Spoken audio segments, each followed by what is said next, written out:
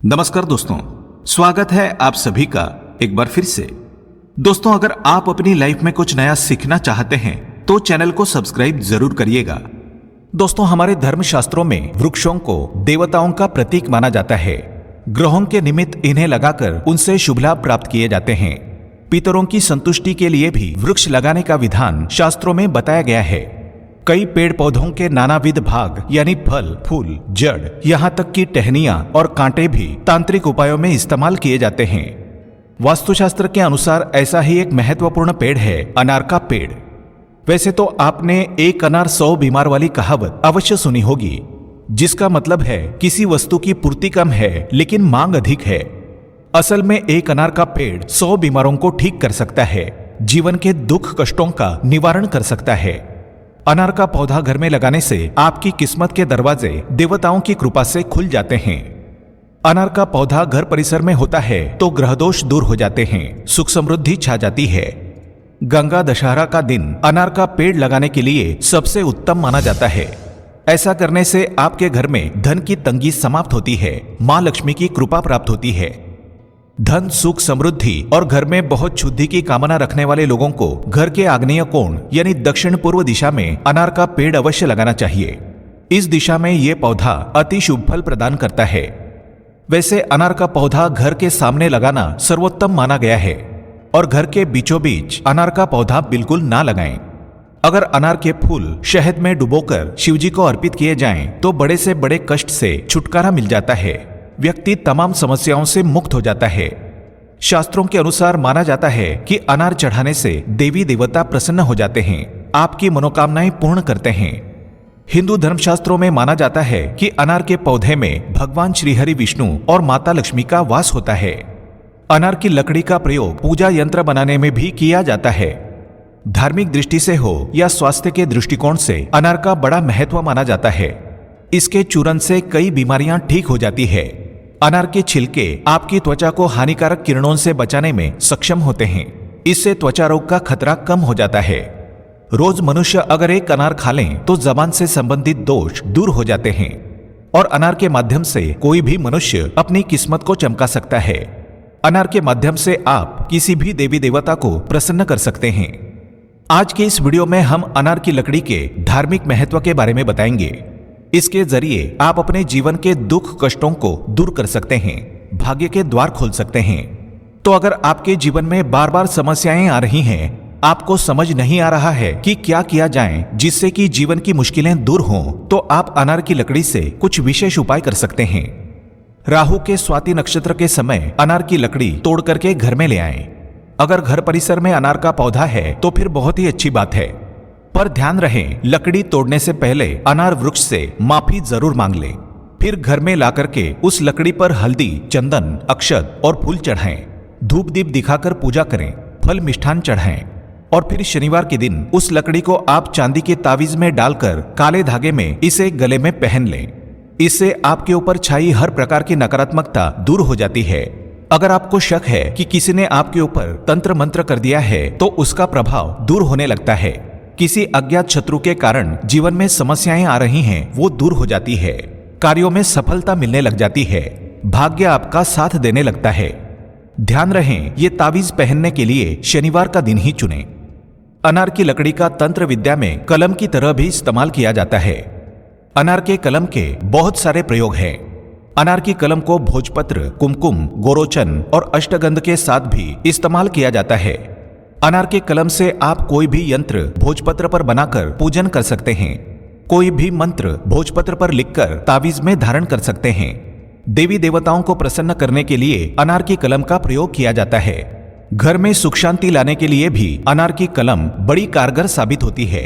इस कलम की सहायता से वशीकरण, सम्मोहन आदि क्रियाएं भी की जाती है। ऐसी तांत्रिक क्रियाएं मन में किसी के लिए गलत भावना रख के या किसी को नुकसान पहुंचाने हेतु नहीं करनी चाहिए। सकारात्मक भाव से अच्छे बदलाव करने हेतु इन्हें किया जाए तो ही ये सफल शुभ परिणाम देते हैं। अपने और घर परिवार के कल्याण के लिए अगर आप इन उपायों को करते हैं तो ये आपके लिए बहुत फायदेमंद साबित होते हैं। किसी भी रूठे हुए प्रेमी या प्रेमिका पर या फिर किसी प्रेमी युगुल का मिलन कराने के लिए आप ये उपाय करते हैं तो ये बहुत ही अच्छा माना जाएगा। लेकिन अगर गलत धारणा से किसी को वश करने हेतु इसे करेंगे तो ये अनुचित हो जाएगा। ऐसे किसी पति पत्नी में कोई अनबन है, किसी प्रेमी जोड़े में दरार पड़ गई है, तो अपने साथी को वश में करने के लिए आप अनार की लकड़ी को पूर्वा फाल्गुनी नक्षत्र पर घर में लाएं, उसे धूप दीप दिखाकर पूजा करें और मनोकामना बोलकर उसे अपनी दाईं भुजा में बांध लें। इससे मनचाहा व्यक्ति आपके पक्ष में होने लगता है, हर कोई आपकी बात मानने लगता है, आपकी इच्छानुसार प्रेम पूर्वक व्यवहार करने लगता है। और एक उपाय आप कर सकते हैं, अनार की छाल, हल्दी, दारू हल्दी, चंदन, सरसों और मसूर की दाल को समान मात्रा में लेकर पीसकर उसका उपटन बनाएं। 108 बार लक्ष्मी मंत्र बोलकर इसे सिद्ध करें। फिर इसे उपटन की तरह लगाकर सुखाकर जो व्यक्ति स्नानादि करके किसी भी पुरुष के सामने जाए तो वो वशीभूत हो जाएगा। तो आपके पति आपसे नाराज हैं, रिश्ते में कोई अनबन चल रही है, तो इस उपाय को अवश्य आजमाएं। दोस्तों, अनार की लकड़ी व्यक्ति के भाग्य को पलटने की ताकत रखती है। ये मनोवांछित कामनाओं की पूर्ति करती है और तो और व्यक्ति को मालामाल होने तक में सहायक होती है। कैसे, आइए जानते हैं। लेकिन दोस्तों, उससे पहले आपसे रिक्वेस्ट करते हैं कि वीडियो को लाइक जरूर करिएगा, दोस्तों को शेयर कर दीजिएगा और अगर आपने अभी तक चैनल को सब्सक्राइब नहीं किया है तो चैनल को सब्सक्राइब करके बेल आइकन जरूर दबाइएगा। दोस्तों, धन लाभ के लिए आप अनार की डंडी बताए हुए शुभ समय पर घर ले आएं। किसी स्वच्छ लाल वस्त्र पर उस टहनी को बिछा करके रख दें। फिर चौमुखे दीपक से टहनी की 5 बार आरती उतार लें। वहां तांबे के लोटे में शुद्ध जल भरकर रखें। फिर कुबेर मंत्र का आपको जाप करना है। कोई भी कुबेर मंत्र ले लें और उसका जाप कर लें। आप चाहे तो ओम यक्षाय कुबेराय वैश्रवणाय धन धान्याधिपतये धन धान्य समृद्धि में देहि दापय स्वाहा इस मंत्र का जाप कर सकते हैं। फिर लोटे के पानी का पूरे घर में छिड़काव करें। ऐसी पूजा आपको लगातार 21 दिन तक करनी है। फिर उस टहनी को पीले वस्त्र में लपेटकर घर की तिजोरी में रख दें। घर में कभी पैसों की कमी नहीं होगी। धन आगमन के नए नए मार्ग खुलते जाएंगे। अचूक और बहुत शीघ्र असर देने वाला आजमाया हुआ उपाय है ये, आप जरूर करके देखें। अनार की लकड़ी को आप ऐसे भी घर पर तोड़कर ले आते हैं, अपने पूजा स्थल पर रख देते हैं और रोज धूप दीप करते हैं तो वो भी आपको गजब के लाभ दिलवाता है। अगर आप संतान से जुड़ी समस्याओं से परेशान हैं, संतान आपकी बात नहीं मानती, बच्चे पढ़ाई में ध्यान नहीं देते हैं, तो उनमें सकारात्मक बदलाव लाने के लिए गुरु पुष्य नक्षत्र पर अनार की टहनी तोड़ करके ले आएं।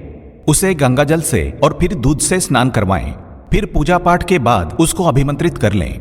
उसके समक्ष बैठकर अपने इष्ट देव का मंत्र बोलकर उसे अभिमंत्रित कर दें।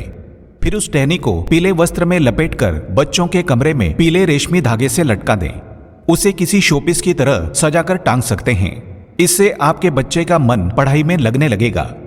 बच्चा अगर बहुत ज्यादा चंचल है तो अनार की लकड़ी से हनुमान जी की छोटी सी गदा बना करके बच्चे के गले में पहना दें। इससे बच्चों में ठहराव आता है, बच्चे शैतानी कम करने लगते हैं, उनमें एकाग्रता की क्षमता बढ़ जाती है। धन विषयक समस्याओं से निजात पाने के लिए और एक उपाय आप कर सकते हैं। एक पान का पत्ता ले लें, उस पर अनार की लकड़ी को काट कर रख दें।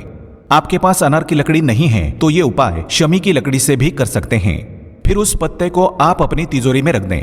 इससे आपके जीवन में कभी भी धन की कमी महसूस नहीं होगी। आवश्यकतानुसार धन का इंतजाम खुद ब खुद होता जाएगा। धन आगमन निरंतर होता चला जाएगा। शमी के वृक्ष में कई देवी देवताओं का निवास माना जाता है। खासकर शमी के जो कांटे होते हैं उनका प्रयोग मंत्र तंत्र बाधा और नकारात्मक शक्तियों के नाश के लिए किया जाता है। तो शनिवार के दिन आप शमी की लकड़ी से वेदी बना करके यज्ञ करते हैं तो माना जाता है मनुष्य के जीवन से सभी प्रकार के दुख कष्टों का नाश हो जाता है। महाकवि कालिदास को शमी के वृक्ष के नीचे बैठकर तपस्या करने से ही ज्ञान की प्राप्ति हुई थी। गणेश जी को शमी के वृक्ष की पत्तियां अर्पित करें, माँ दुर्गा को चढ़ाएं, शिव जी को चढ़ाएं, तो इसके शुभ परिणाम आपका जीवन सुखपूर्ण तरीके से बदल देते हैं। सच में पेड़ पौधे प्रकृति द्वारा हमें दिया गया एक वरदान ही है। आज के लिए बस इतना ही। दोस्तों, अगर आपको ये वीडियो पसंद आया है तो वीडियो को लाइक करिएगा, दोस्तों को शेयर जरूर करिएगा और चैनल को सब्सक्राइब करके बेल आइकन जरूर दबाइएगा ताकि आने वाला नॉलेजेबल वीडियो आपको सबसे पहले मिले। दोस्तों, मिलते हैं अगले वीडियो में, तब तक के लिए goodbye and thanks for watching my video.